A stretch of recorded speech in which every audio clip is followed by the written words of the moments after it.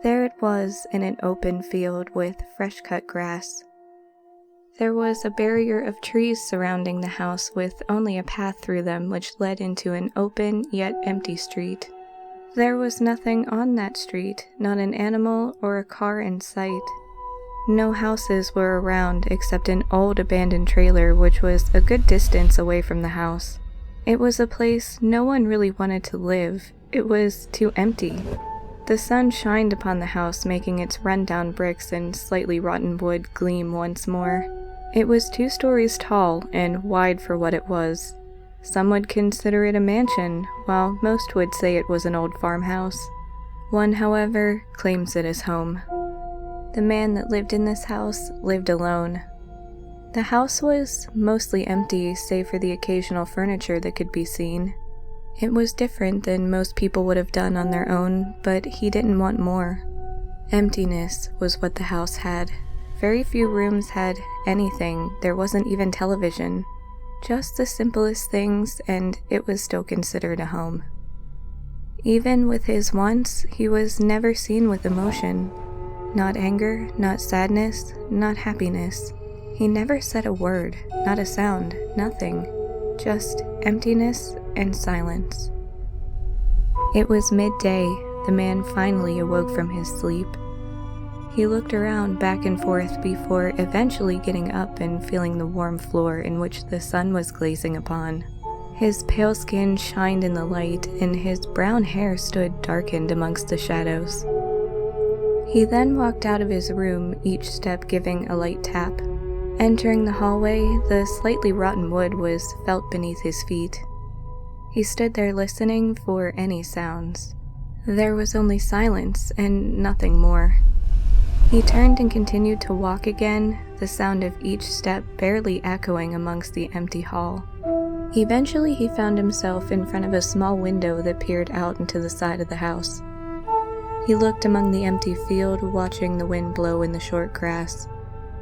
He just stared, no emotion, no sign of thought being processed. Just stared. He looked up slightly as he saw a black dot in the light blue sky. He watched carefully as the dot slowly became bigger and made its own shape. It appeared to have wings with darkness amongst its feathers, though it was nothing more than the size of a pigeon.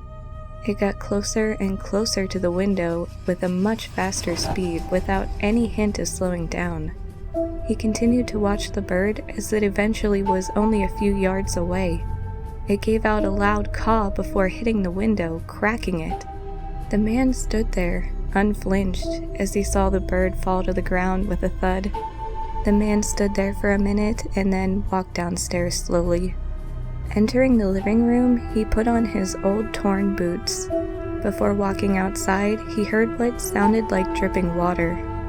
He looked around and searched for the noise, but it was gone before he could begin. Without hesitation, he walked outside and went to go where the bird had fallen. Finding it, he crouched down and looked at it without anything more than a straight face. The bird's legs twitched, although dead from impact. The neck was broken, twisted to the point that the spine could be seen piercing out of the back of its neck.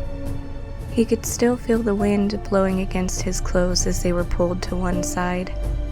He just continued to stare, and nothing more. Within a blink, it was night. Still, he stayed there staring at the bird, but eventually stood up. The bird was covered with ants eating upon the dead flesh. He walked back inside and took off his boots. He then sat on the couch and stared at the wall. He looked at the book that was beside him.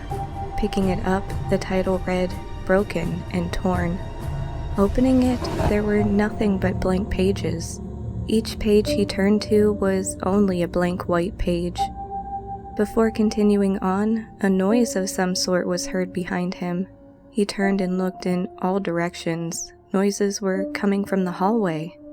He got up, setting the book back on the couch. He walked slowly towards the door, but didn't seem worried. Peering down the hallway, there was another person walking.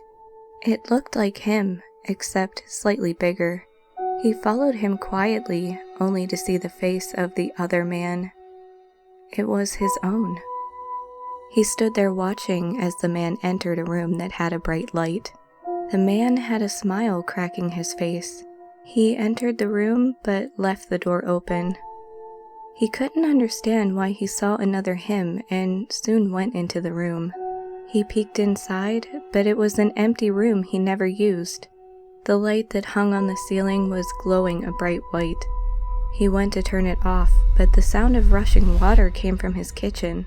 He turned quickly and then walked out of the room. He walked fast towards the kitchen and saw the sink was shooting out a large stream of water. It was steaming and the heat could be felt only a few feet away. He then turned the knob to where it turned off, but it burned his hand. He looked at his swollen hand, but he didn't wince or scream. He put his hand back to his side and saw it was morning again. He walked up to the window to peer into the outside. The grass was still green, the sky shining blue, and the trees were rotten. Leaves fell one by one. The noise of chopping could be heard behind him. Turning, it was him again, but this time he was cutting what looked like vegetables. He walked towards his other self slowly, not trying to be noticed right away. When behind him, he tapped him on the left shoulder. The other man turned quickly with a gasp.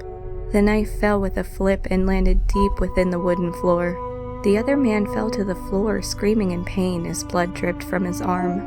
The man then looked at his own arm, noticing a deep cut oozing blood. He felt weak and fell to his knees. He found it harder to breathe, almost suffocating. He then found himself underwater. Above him was colored red. He sat up, gasping for air. He couldn't feel much of his body after the jolt of energy. He looked down to his arm and saw the deep wound within his right arm. A ton of blood already spilled into the tub and onto the floor. The floor was stained because of the small puddle. He looked up at the towel rack beside the tub. He went to reach for it, but couldn't muster the strength. He sat there watching his vision slowly fade. He could see the picture of what looked like him holding a child with a woman of his age beside him. He tried to reach out, only for the arm to go limp.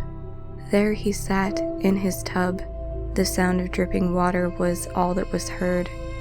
It was truly empty, and soon to be silent.